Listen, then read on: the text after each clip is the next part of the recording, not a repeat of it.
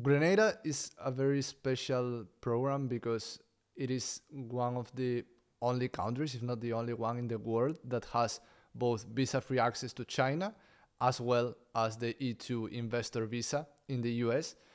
This is because Grenada was actually invaded by the US. There's a very funny story. The first time I visited Grenada, I was waiting on the immigration line, and there was an American guy behind me, and he had a US military backpack. And I was discussing with my friend, oh, whoa, he has a US military backpack. And he was like, yeah, I was here in 1990. So he was basically part of that military operation Grenada. And now he was visiting probably, as a retiree to have some vacation in the tropical island.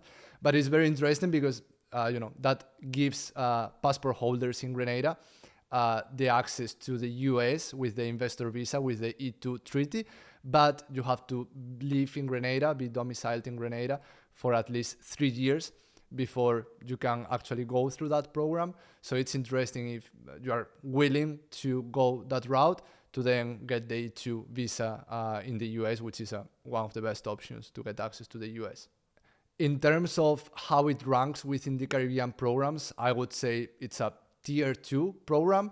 It's not or it doesn't have the prestige of St. Kitts and Nevis or even Antigua and Barbuda. I would say it's quite on par with St. Lucia, a bit above Dominica, both in terms of the prestige of the passport as well as visa-free access.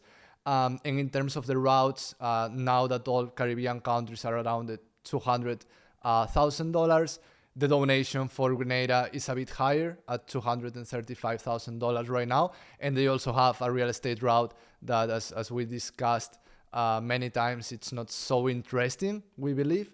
But it is another option that you have in Grenada. The visa-free access in terms of number of destinations is definitely not the best in the Caribbean. But what makes Grenada attractive is this access to China, visa-free access to Russia, and then the possibility to get the E2 investor visa in the US if you are willing to spend 3 years living in Grenada. So I would say that, for example, if you're interested in China, this is a really good option for you. With a Grenadian passport, you also get access to the UK, to Europe Schengen area, to places like Singapore that you might be interested in. But I would say what makes it different is that visa-free access to China, that in the Caribbean it's only Grenada and Dominica that have it.